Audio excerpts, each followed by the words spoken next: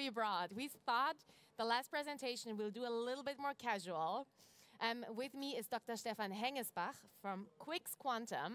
And yesterday, when we talked about, we finished, we closed the conference together. He said, let's have a beer and just have a good chat about quantum technology. So Stefan, great to have you. Thank you for having the opportunity, and thank you for making it true and serving a beer on the stage. And hopefully, I think you have the concentration for the last 15 minutes to listen to, and we can make this also a little bit interactive if you want to talk a bit about photonic quantum computing. So QuiX Quantum, you will see this in a few seconds, is a startup. We were founded in 2019, and we have flying qubits. So our qubits move with the speed of light. We take photons as qubit, or trying to encode qubits into photons. That's the right expression. And yeah, today in the last 15 minutes, I think hey, thanks for the flowers. Absolutely. No, I would actually say, let's move over there, because then you can see what kind of slides there are. Great. Nice. And whatever, I would say, if there are questions, like also in between, just feel free to raise your hand. And Tiana will bring you the mic, or I'll bring you the mic. Let's do this a little bit more interactive. So sorry, Stefan, I'm going to cheer now, because you talk and I will have a drink. Or the other way around. Stefan, maybe before, because I hadn't had the opportunity to introduce you a lot. So maybe a little bit to your background. You've been in photonics for quite a while. You also worked for Quant. And then in May 2022, you took over as CEO of QuiX Quantum. Anything to add? Anything that people should know about you? I think that's a very good summary. So it's my second quantum computing company. I switched more or less the material platform from the lithium niobate that QAnt is working on to the silicon nitride that more or less is quite popular in the Netherlands, where also QuiX Quantum is located. We have a few offices. The headquarters is in Enschede. That's more or less close to Münster, but only on the Dutch side of the border. And we have an office in Amsterdam, and meanwhile also here in Stuttgart, where I'm located. And we are also present in Ulm, so we won a big tender for building a universal error-corrected photonic quantum computer for the Quantum Computing Initiative, that was a long word, of the German Aerospace Institute, of the DLR. So we have been contracted building the photonic quantum machine for the DLR in Ulm. This is why we're also present in Ulm. Yeah, and then you were just starting with flying qubits. Flying qubits. Yes, yeah. Flying qubits. Okay. I'm just curious, do we have photonics experts here? Yes, there is one. Otherwise, this is good to know, because I think explaining now a little bit the photonic side, make sure you use a good narrative. So talking about photonics, what is it, the flying qubits, this is what we want to explore. Okay, that's great. Let's directly deep dive into what's so special about photonics. So by the way, this is a photonic chip. This is a 20 by 20. It has 400 interferometers on top. And everything we can do with photons is we can have them interfere and we can change the phase. We're working with single photons.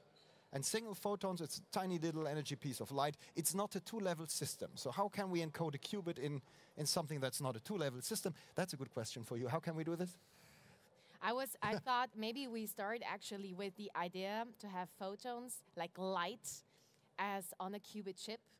And what is the big advantage? Because we've been talking about ion traps today. We had QuEra yesterday. So maybe we start actually there, and you tell us a little bit why photons, why light is you name it. The choice. Then let's go to the let's do the other way around. Why do we think that encoding qubits in moving photons is a profitable way of doing that? So first of all, gate fidelity, I think it's fair to say gate fidelity is high for all the quantum computing approaches. And we will see even higher numbers in future. Ion traps, 99.999 something percent. So I don't really worry too much about the gate fidelity. Also, the gate fidelity of our 1 qubit photon gates is quite high, 99.9 something percent, and it's still increasing. Qubit lifetime, this is something that's interesting.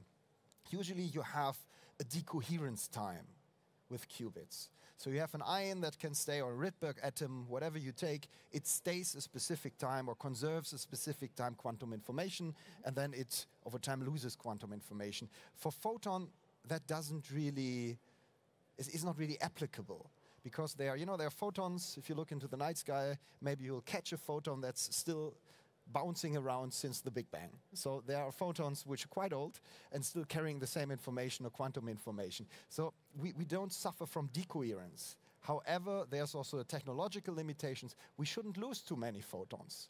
If you want to calculate with single photons, losses means, okay, the photon is scattered out or absorbed somewhere in the waveguides. So that's really the technological challenge. But this is also where we are quite strong in. We have a very lossless silicon nitride platform, and we have excellent propagations in a processor. And over the complete quantum computer, currently we target less than 3 decibel of losses from the creation of the photon to the detection, which is below the error correctable threshold. So if we lose 25 to 30% of all photons, we can still correct for that. And losing photons is a good error. By the way. No, I'm actually already sneaking at the next one, temperature, because that is something that I always heard, that photonics, they don't need those crazy cryogenic systems. They don't need to cool down that much. Yeah, that's also true. The complete system works at room temperature, but one component still needs to be cooled. These are the single photon detectors. We use SNSPDs, nanowires, which require 2 to 4 Kelvin, but 2 to 4 Kelvin compared to 20 millikelvin that the superconductors are running on is super warm for cryogenics. And it fits in a 19-inch rack, just a closed cycle cryogenic chiller for 2 to 4 Kelvin. This is something which is boring for physicists, I would say. But it also has quite some advantages. When it comes, and I know that project, a co-location, that you can co-locate your chips into existing IT infrastructure. I will jump a bit. This is a recent picture. Of course, it's not a marketing picture that you see here. It's just taken with my cell phone 3 weeks ago. This is how a simple quantum computer, photonic quantum computer, looks like. We delivered this a few weeks ago to the DLR in Ulm. So actually, it's very close by. You need the processor. You need a little bit of supply electronics, the photon source that works at room temperature here, a few delay lines, and detectors. And only the detectors, the lowest part, really needs cryogenic. And this is, I think you know that, a standard 19-inch rack. And that fits in every data center, and you can easily put it next to an HPC. And this is a big advantage. And I think this is also something that I hear quite a lot from, I would say, classical providers, that they say, how can I bridge into the quantum age? Do I have to have my own computer? Do I have to get rid of the system? And actually, what I hear is no, it's going to be a combination of both. Like, the future of compute is going to be classical and quantum. And by this, it's the possibility to make this hybrid quantum computing future possible. Exactly. So we cannot build a data center that's cooled down to 20 millikelvin. That's a bit ridiculous. However, this machine also needs now this, I would say always requires an HPC to be useful. So currently we have created a boson sampler, a special purpose quantum computer that also needs specific algorithms on a classical computer to understand the result. So currently co-location makes completely sense. And lucky enough, we have this cooperation with QMware currently going on, where they bring an HPC to Enschede. We really place the two systems next to each other. There are some crazy ideas that I don't really understand with shared memory and different software layers. This is really not my topic. I'm a photonics expert. But it seems to make a lot of sense to really distribute the resources, that also our quantum computer doesn't really need an additional control computer. We can also do this on the HPC and much faster than we're used to. So it really makes sense. So let's talk a little bit more about this photonics chip. I think you have one slide that shows that really nicely. Do you want to explain a little bit more what we see? So I have two slides. This actually is a photograph of a chip, how that looks like. And what you see, the gold wires are more or less the phase shifters. On this special chip, we use thermal phase shifters. We just heat up the material a tiny little bit to change the phase of the photon. And the complete chip is phase stable. If you do, I don't know, did you have this experiments in physics with interference? Usually if you do interference on an optical table and you clap in your hands, you will see how everything fluctuates. I wished I had my physics lessons with you. Yeah, if you even scream into your interferometer, you will see that things change.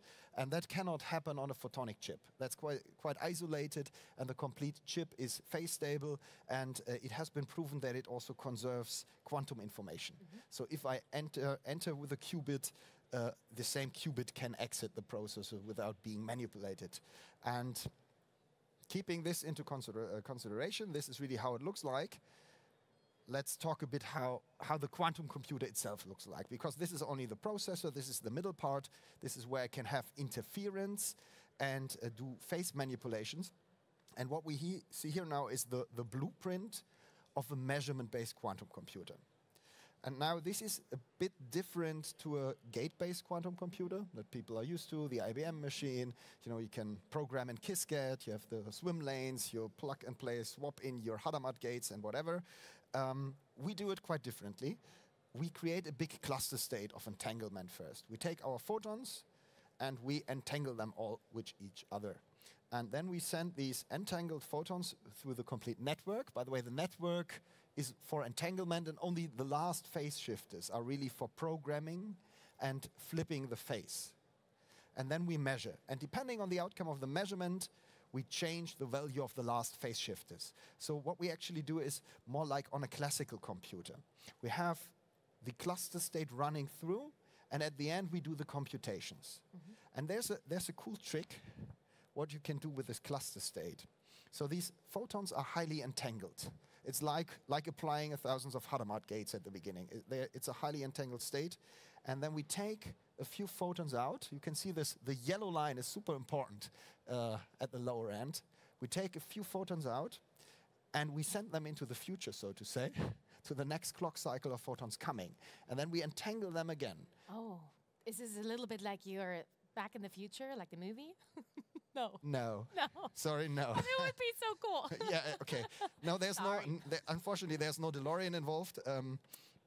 But it's quite like, it's like teleportation. What we do is, the cluster state we're calculating with doesn't exist at the same time. And this is more or less like it is today on a classical computer. So not everything you need is in your CPU at the same time, right? You have cache and so on. We don't have a memory here, we have delay lines. We send the photons into a delay line, and that can also be a long fiber. Just a long fiber that we attach to the processor. The photon stays in there for a clock cycle. We have a 500 megahertz plus repetition rate, so the next photons comes quite quickly. And then we entangle again. And so this cluster state grows over time. And the consequence is, if you have a calculation, hey, Stefan, I need to calculate something, I need 1,000 qubits, 1,000 physical qubits, I can solve your calculation maybe only with 10 input ports. But I do this trick over and over again, 100 times, 10 times, and then I have the resource states where I can do your application on. Nice. And that's quite unique. I think you don't see this in all the other technologies, ion-based or neutral atom-based quantum computers. You really have matter, and you start moving around matter, which also takes some time. And we have the high repetition rate, and we can grow the cluster state in time. Beautiful. Thank you. I'm learning a lot today. I wish I could take notes. I should have. You were talking about applications, and I could come with a problem, a computational whatever, 100,000 whatever qubits. Let's talk about applications. Are there certain applications that a photonics-based quantum computer is really good at, or? Okay, no sounds a little bit disappointing, right? No, it's just a good question. It's completely equivalent. I think it's good news. There are some recent publications, some older ones, some new ones, also one from QMware, from Felix, who has proven, and he's also already compiled a program that can interpret every gate-based model and transfer it into a measurement-based model. So that's 100% really the same thing we are doing. It's expressed in a little different way. It's reorganizing your program a bit to create the cluster state first and then do the operations on it. But whatever you can do with 1,000 qubits on an IBM machine, you can do with 1,000 qubits on a photonic quantum computer. I didn't know. Thank you. Thank you. You're welcome. We are also like talking a little bit about the time. I mean, people are still sitting there and listening, so thank you. But of course, we want to be aware of the time. Maybe let's give a little bit an outlook of QuiX Quantum. Like, where are you right now, strategic-wise, and where do you want to be in the next 5 years? What are the milestones? Yeah, rich and famous. Boom! Everybody wants to be rich and famous. I'm with you. You have the non-alcoholic one, right? Yes. I'm still happy. I'm a happy person. I was just wondering. Sorry. Okay, 5 years. You were asking for 5 years? I mean, the thing is, we had the conversation about when does quantum technology need to have some proof points, also to get funding, to get the investors happy, to have applications. And I heard Daniel Twitchen say 5 years. And so I have these 5 years, but you can also say, hey, 5, 10. No, I think 5 years is a fair point. Within 2 years, we want to have error correctable machine, more or less, or a universal machine, sorry, 2 years universal machine. That means that we can calculate a universal set of gate operations, or the universal set of gate operations on this machine. And then it takes 2 years more roughly, so in 3.5 to 2 years from now, we will have an error correctable universal machine. That's a lot of hardware design. It depends on the states that we want to generate in the sources. It's not only about architecture and software, it really is about the hardware and about nasty, tiny little loss details, amplifying details of these rings that you can see in the beginning of the sources. And the good thing is, if we can show in 3 to 4 years that 60 to 100 qubits can be realized on that platform, the scaling is quite easy. Because if you want to scale this platform, okay, you can add a lot of time multiplexing. That works for a few clock cycles. Yeah. But you can also just enlarge this thing and add a few processors underneath each other. And you only have to connect a few nearest neighbors. So you buy a 200 qubit quantum computer. Sure, and then I'm rich and famous. Yes, and then you found out, Jesus Christ, I need 400. And then you can just order 200 more if you want. You take 4 to 6 fibers, you interconnect your different devices, and here you are. So scaling photonics is really easy because the qubits are moving.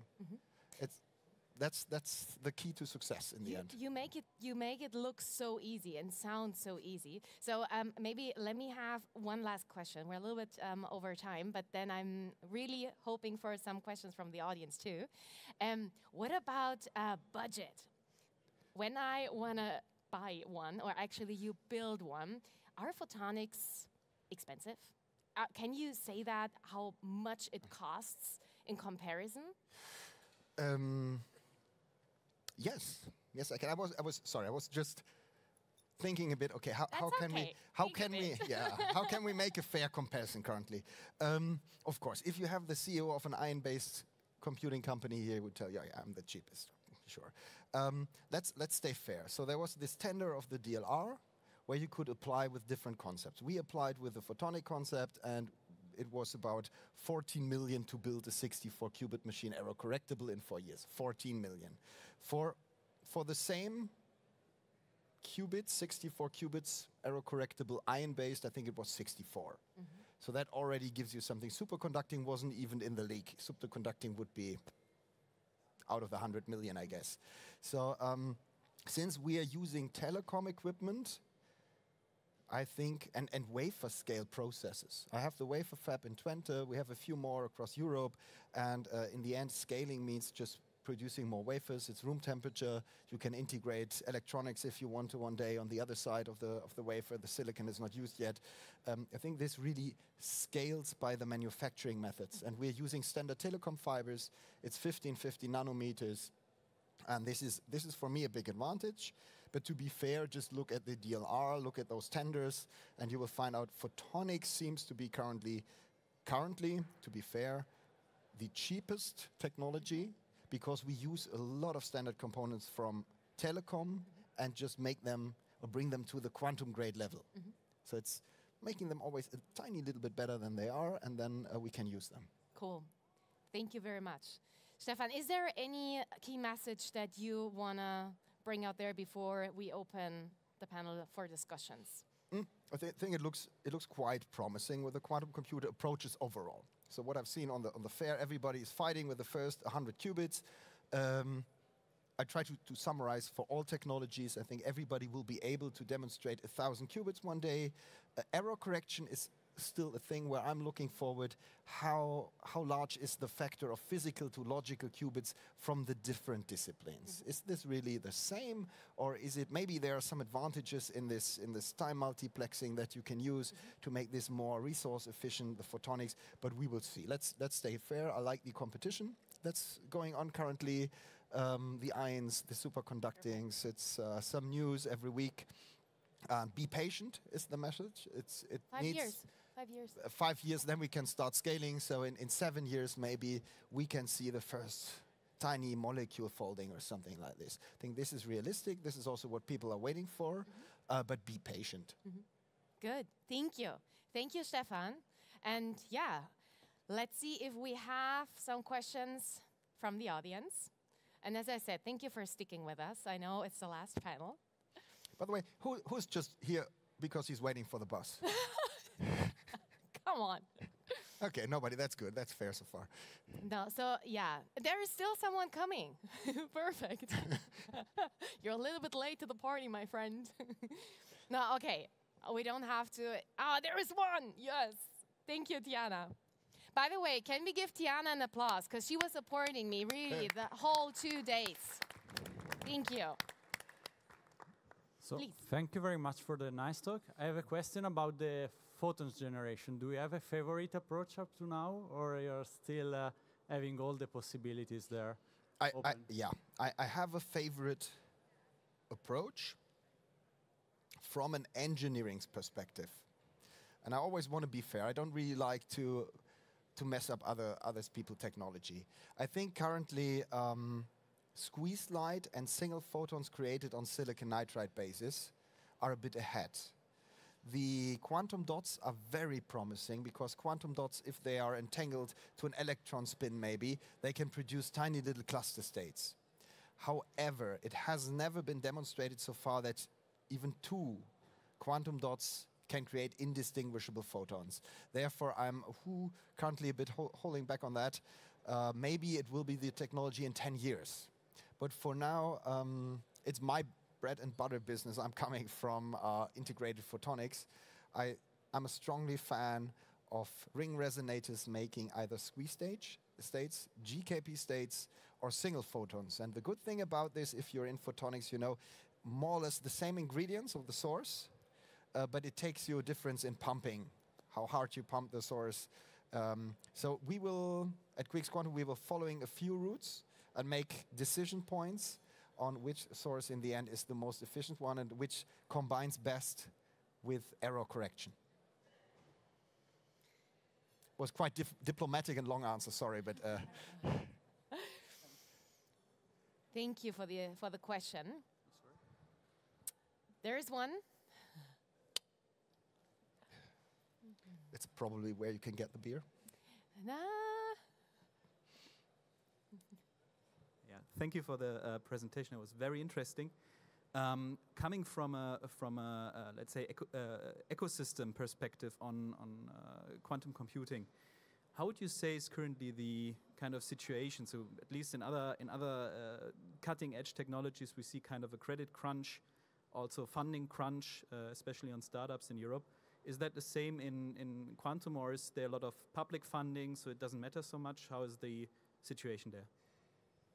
Oh, that's a quite unique situation. That's also quite a quite complicated one. So first of all, there's a high interest of governments to have a European quantum computer, definitely. So and there must be one in the end. So we see these initiatives of DLR, BMBF. We see a lot of funding on European level, EIC, EIB, you name it. And we need this, definitely. Also, the next 5 years, quantum needs funding, governmental funding. Also, VCs, investors, insist on that to reduce the risk. We need some non-dilutive money coming in and so on. I would say it's okay currently. As mentioned, photonics profits from the fact that we can use some telecom equipment. We don't have to reinvent optical fibers. Sort of the stuff that we can use is then we can focus very much on the core technology, the sources, the integrated photonics, and so on. So that's quite sufficient. I would say for now, what we can get in terms of VC money plus funding in combination brings us to the next level. It's a bit different. In the US, you really, like PsiQuantum, you get 500 million, you close the door, and you come back in 7 years with something. European funding works differently. You do more tiny little iterations.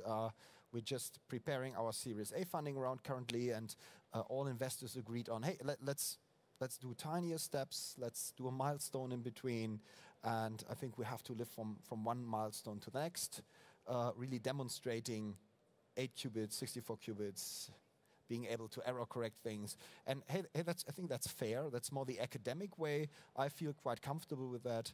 So therefore, the answer to the question is, there is funding available. Currently, it's sufficient. That was a very optimistic answer. I have to be optimistic. CEOs are always optimistic. Yeah, of course. Never ask the CTO. He will tell you a complete different story. Beautiful. Do we have another question? Oh, there is. Keep it coming. Keep it coming.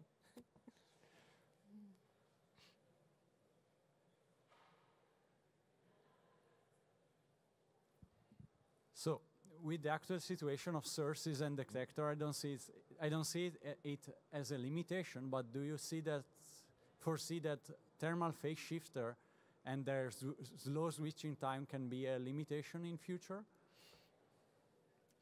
Did you guys talk to each other? No, I don't know. We didn't talk before because I have the answer here. Just give me a second. Nice. Yes, fair point. Exactly the right point. We need this one. So we need electro-optic or piezoelectric material. So we're going to switch definitely. For now, thermal phase shifters is just a tiny little resistance over waveguide. We make it a little bit warmer, the refractive index changes, and we can control the phase very smoothly. It turns out for the boson samplers, perfect choice, because there's no jitter over time, so the thermal phase shifters are friendly, nice, a little bit, you know. Smooth. Yeah, relaxed guys. You wouldn't invite them to your party, but they're cool. Or for coffee. Exactly. And now we need to go to the 100 megahertz plus, maybe gigahertz level, and you can only do this by piezoelectric or by electro-optic. Okay, you know already. And there is a bunch of different materials. Where are they? Here, no. I have a boring slide on thousands of materials that we could implement. I'm not going to show this to you. But there are first results which are super promising. That's the answer to the question. Yes, we're going to definitely switch to different kinds of phase shifters. Thank you very much. Oh, Ingolf is in the house. Please, bring it on. It's more strategic, so two-folded. What about the software ecosystem? So open source, this type of stuff. And the second one, my most favorite one, hybrid systems, hybrid quantum systems. So how to couple diamonds with photons, with transmons, and what to get out of that. Okay, the last one is really tricky. If you have a quantum memory one day, that would definitely tremendously affect also our overhead. If I could save a quantum state and restore it, highly welcome. Deliver it tomorrow, we can put it in our rack, and that solves a big problem for us. That makes the overhead smaller, makes the quantum computer cheaper, brings us definitely faster to the market. So, which type of technology, for example, diamonds? As long as it is fiber coupled, I don't care. Okay.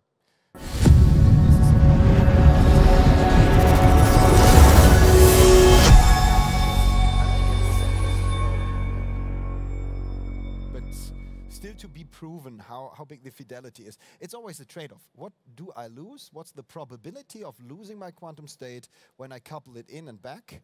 And I think first you have to compare to just a long fiber delay line, because I can also just send my photon to Tokyo and back. That's also a kind of memory, right? And what was the first There was question? one more question. One more. The first one was about the software ecosystem. So the stack, open source, that everybody really can, especially when we are talking about different types of systems. Programmers do not like to program independently from the system, from the hardware environment, for example. Our current strategy is not to offer another graphical user interface or something like this. With the processors or with the boson samplers, folks just get a Python library. Here, these are the gate operations, and so far our customers are completely happy with that. So there's no need for having all this. In Germany, I tend to say clicky bunty, all these nice, fancy, shiny graphical stuff. And I mean, it's already existing. If you want to have penny lanes, strawberry fields, and it's already existing. You can, if you want, you can really transpose every kind of gate-based logic to our photonic-based measurement. There are transcripts that you just have to run over your program, and then it's able to be on a photonic quantum computer. We keep really our fingers off application software. This is super complicated. I think quantum chemistry, optimization, artificial intelligence. There are meanwhile 40 to 50 European software startups with, on average, I would say 20 people, if I'm not wrong. And we like to partner on that software side. So our stack ends more or less with a cool library that you can use, and whatever our customers want to do with that, they can do it either with a partner like QMware, like a service provider, or do it on themselves with some quantum software startups. So you are saying that gate-based programs are easily transferred to your platform? I don't know how easy this is, but I know that there's a compiler that you can click on and then it's transferred. I would call that quite easy. There's a nice paper from Felix. What's his second name? Felix' second name from VMware. Sick, yeah, thanks. Where he investigated a few years ago exactly this type of transposer, and that seems to be right, not easy, but manageable. Thank you very much. You're welcome. Thank you for the good questions. One more, okay, please. We're standing here until you finish your beer, I'd say. Oh. Or the questions finish, please. Or the bus comes. Thank you for the great presentation. Did I understand right? When someone orders 200 qubits and after a while, when he orders another 200 qubits, you can combine these two systems together easily, and then he can use his previous investment also. In principle, yes. You promised me. Yeah, so my answer from an engineering perspective, yes. From a sales perspective, I would convince you that your system is too old and you have to buy the new 400 qubit one, right? Realistically, those systems will really develop quite quickly. After 2027, 2028, there will be new iterations. And I have the feeling that you are then also not really interested in having your old 200 qubit system. You will directly buy the fully integrated 800 qubits. You know, it's like you have a 468 processor and then the Intel 133 comes out. You're not going to buy it, the old shit, right? Okay. But in principle, yes. Physically, that works, that you can upgrade, that you can interconnect to quantum computers. That was the message. Whatever you have, you can interconnect it to the new ones. Thank you. It's a bit tricky to adjust the fiber length, but if you do that, that works. So many good questions. Okay, I think we are at the end. I have to finish the beer now. Come on, like one big zip. Perfect. Stefan, got it. Thank you so much for being with us. And really thanks to our audience for the questions and sticking with us until the end. This was Quantum Effects. You were at the last panel. Thank you for our technicians for having